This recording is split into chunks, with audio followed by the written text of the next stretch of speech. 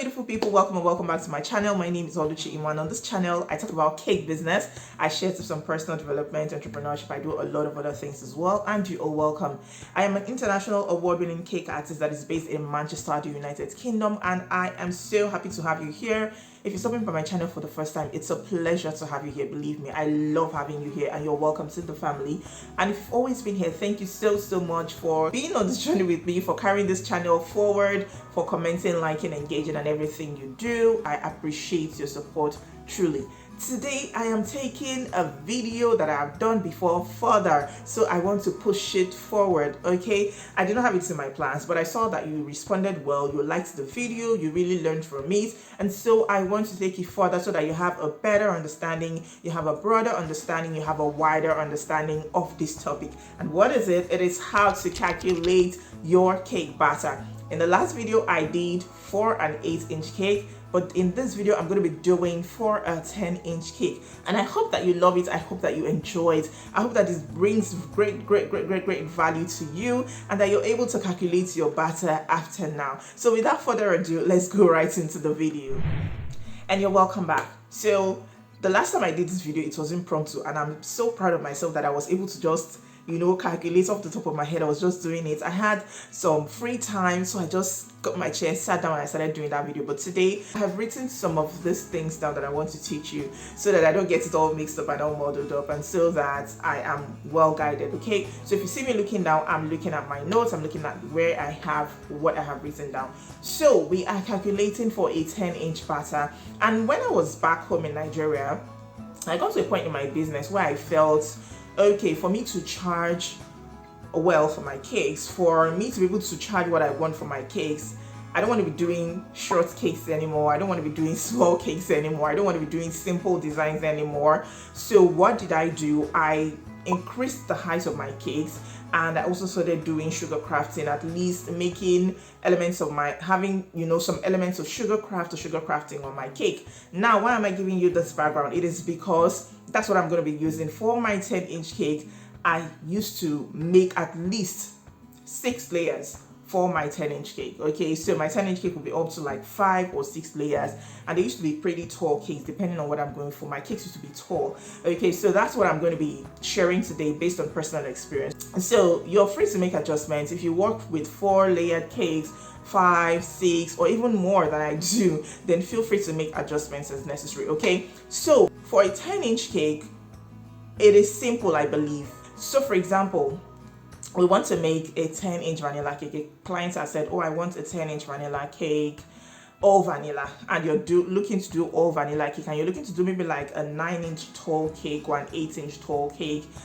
I think it's pretty simple, it's pretty easy. When you're working with single flavors, it's pretty easy. So what I would do for a 10-inch is that I would just make let's start from the basic. Okay, let's start from the ground. Let's build from the ground up. Okay, so a 500 gram recipe would give you 2 pans of 10 inches, or let me say my 500 grams recipe would give me 2 pans of 10 inches. And because I don't want to make flat cakes, I want my layers to be at least 2 inches or 2.5 inches tall. So my 500, I don't like really managing the batter and all of that, because I want it to be tall, so it will just go into 2 10 inches pans. Now if I want to make 4, say I'm going for an 8-inch or a 9-inch tall cake, tall in height, I am going to be making 2 500 grams, which translates to 1 kg.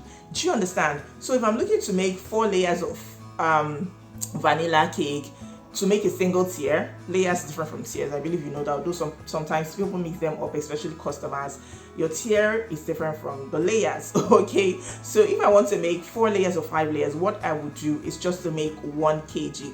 1 kg will give me 5 layers. Okay, so it will give me at most, it will give me that height, but it will give me 4 layers, but it will give me that height that I'm looking for. Say if it's 2.5 inches tall, I'm going to have a 9-inch cake at the end of the day. I hope this is clear. So for me to make a 4-layered 10-inch cake, I'm going to be using 1 kg. Now the mathematics is simple from here. If I want to make 5 layers, it means I'm just going to add 250 grams, because a 250 gram recipe will give me a single pan of 10 inches. I believe this is clear. So if I want to make 6 layers, I'm going to be looking at 1.5 kg. Let me break it down. 500 grams will give me 2 pounds, another 500 grams will give me another 2 pounds, and then 250 will give me 5 pounds. To give me 5 pounds, yeah, so that's 5 layers of cake. I believe this is clear. I believe you understand. So this works especially, I would just say that this applies to wedding cake. So I don't know if you make cakes this tall, but wedding cakes can be this tall. It can be that tall in height for your 10 inches cake. So that's just a simple way to get it done. Now let's go to, I'm not using my notes. So let's go to mixed flavors. So what if I'm having 2 flavors? What I'm going to be doing is to have 500 grams each.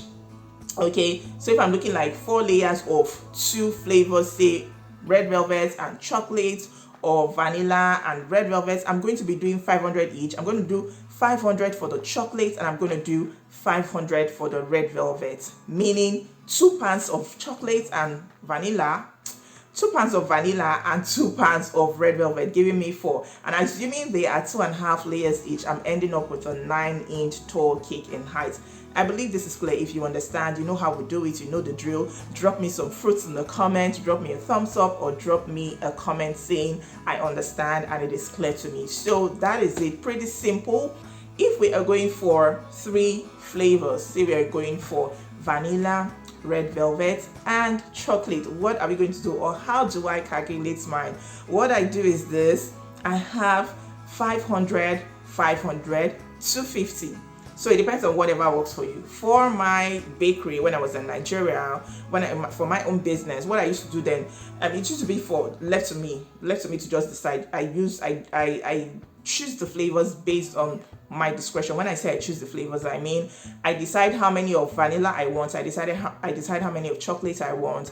I decide how many of red velvet I want, except the client specifies and say, I want more of chocolate. I really like chocolate, so more chocolates, just a little vanilla, little red velvet. So I know that I'm going to be looking at maybe 3 layers, not maybe, I'm going to be looking at 3 layers of chocolate, 1 of vanilla and 1 of red velvet. But if they don't specify, depending on what I want or what works for me, all the other orders that I have making at the same time, I would just decide and say, okay, I'm going to be doing 2 vanilla, 2 chocolate, 1 red velvet, or 2 chocolates, 2 red velvet, 1 vanilla. It depends. So based on this, I would then just do 2 500 gram recipes for 2 recipes and 250 for 1. Let me break it down. So for my vanilla, I'm going to have 500 recipes, which will give me 2 pounds. For my chocolate, I'm going to have another 500 gram recipe, which is going to give me 2 pounds. And then for my red velvet, I'm going to just do only 1 250 grams, which will give me 1 pound. So at the end of the day, I have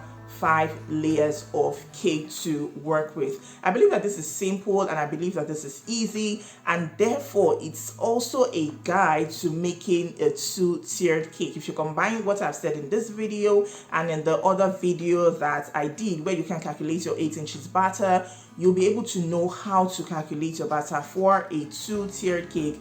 And also you apply the same method, you apply the same calculation for a 3-tier cake. That's just basically how it works.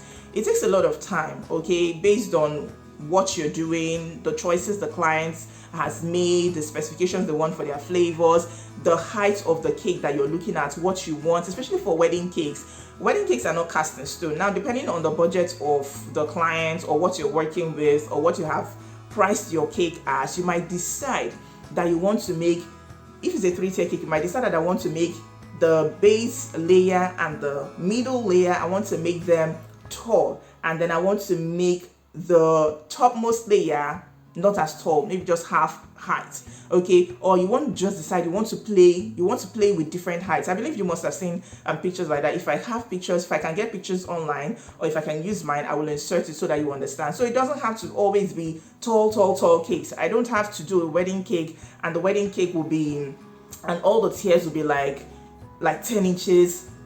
Each layer will be 10 inches tall, 10 inches tall, 10 inches tall. If the client pays for it, all well and good. If you can afford to do that, all well and good. But if you know that you're working on a budget and you're just trying to see how to make things work, or depending on what you've priced or the design of the cake, you might decide to play with the heights of the cake. So you can make the base half. You can make the base tier, you can make it half, and then you make the middle tier, make it tall, a double barrel cake. That's what we call it. So you make it a double barrel cake, and then you also make the topmost layer the same as the base. It will come out beautiful. So it depends on your creativity, how your creative juices are flowing, what you're actually going in for at the end of the day, the design you want, the budget, or what the client has specified. So there are variations, and I just stripped a bit of this so that you understand how this works. And I hope that this video would really help you when it comes to calculating your cake batter. 6 inch is not a problem. That's very easy. That's very basic. 12 inch shouldn't be a problem. Just apply the same knowledge and you are good to go. Thank you so much for watching this video up till this point. I believe that you have gained from this video. I believe that you gained from this video. Please don't forget to drop me a thumbs up, like this video, click on the like button right away, and don't forget to subscribe to my channel if you're yet to subscribe to my channel. Turn on notifications as well so that you'll be notified when I upload a new video. And if you have questions, please feel free to drop them in the comments. I'm going to link the other video that I made where I spoke, or where I taught on how to calculate batter for an 8-inch cake, just in case you're yet to see it. Until I see you in my next video, stay happy, stay safe, stay blessed, and look forward to a webinar. I'm having a webinar coming up. I'm thinking of having a webinar for January 2023 by God's grace, where I'm going to be showing you something that is very important, and I want to help you discover your true self. If there's something you're going to be interested in, keep your ears to the ground, because the information will be coming out soon. Thank you so much once again for watching. Until I see my next video, stay happy, stay safe, and stay blessed.